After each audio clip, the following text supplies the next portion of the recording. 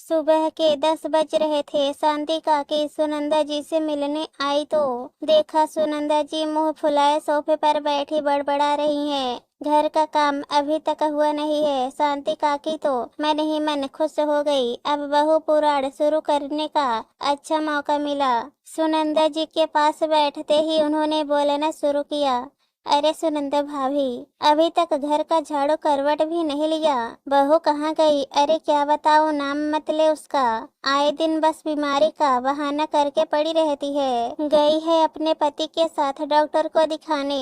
हाय, सारा काम छोड़कर गई है। काम कौन करेगा? तुम्हारे घर में तो काम वाले भी नहीं है। मैं हूँ ना काम वाली। इस बुढ़ापे में मैं करूँगी इस घर का काम। जब देखो तब बीमारी का बहाना लेकर पड़ी रहती है। बुरा मत मानना सुनंदा भाभी, पर ये तो बहुओं के काम न करने के बहाने हैं। कभी अपने मायके जाते समय भी तबीयत खराब होती है क्या? अरे मायके जाने के नाम पर तो अच्छों की तबीयत ठीक हो जाती है। पता नहीं क्यों इसके मायके वालों ने अपनी बीमार बेटी हमारे पल्ले बांध दी। जो जैसा बोएगा वैसा ही पाएगा। बुढ़ापे में अपनी सास को परेशान कर रही है ना।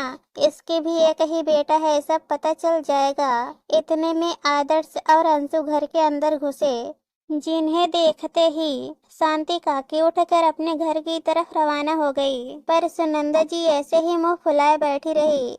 आदर्श ने अंशु को अंदर कमरे में जाने के लिए कहा और खुद किचन में जाकर ब्रेड सेकने लगा, जिसे देखकर सुनंदा जी किचन की तरफ गई। यह क्या कर रहा है? तो ब्रेड सेक रहा हूँ ताकि अंशु ब्रेड दूध खाकर ही दवाई ले ले। उसे ठीक लगेगा तो फिर घर के काम करवा देगी।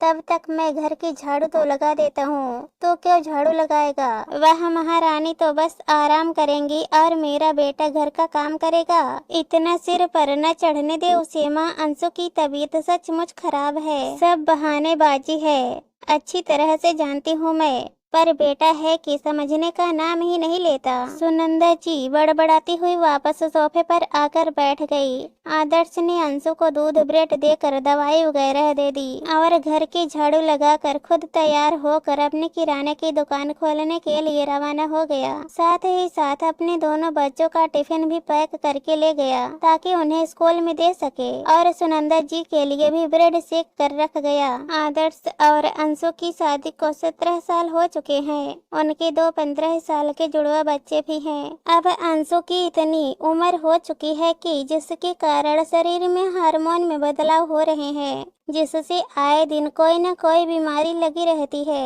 आदर्श की अपनी खुद की किराने की दुकान है। बच्चों की पढ़ाई लिखाई, माँ के दवाई के खर्चे, घर के खर्चे आदि इतना ही खर्चा निकल पाता है दुकान से, इसलिए घर में नौकर भी नहीं रख सकता।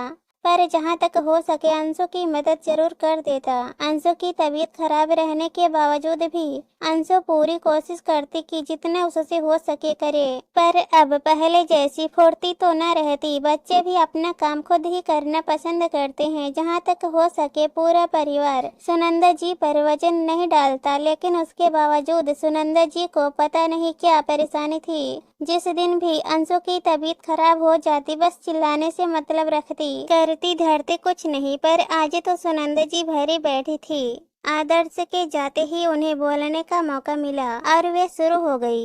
ऐसी भी बीवियां होती हैं। यहाँ पति झाड़ू लगा रहा है और खुद आराम कर रही है। बेचारा मेरा बेटा घर और दुकान दोनों में फंस कर रह गया है। अरे क्या तेरे पीहर में भी यह सब चलता है? तेरे माँ बाप ने अपनी बीमार बेटी हमारे पल्ले बांध दी। बहू शादी से पहले भी बीमार रहती थी क्या? यह सब सुनते ही अंशु के तन बदन में आग सी लग गई। पता नहीं कहाँ से हिम्मत आई, उठ करके सीधे बाहर आई और अपनी सासू माँ से बोली, यह कैसी बातें कर रही हैं आप मेरे माता पिता पर यह कैसा लांछन लगा रही हैं? शादी के 17 साल बाद आपको अब महसूस हो रहा है कि मेरे माता पिता ने अपनी बीमार बेटी आपके पल्ले बांध दी, और जो 17 साल से मैंने यह मेहनत की उसका क्या?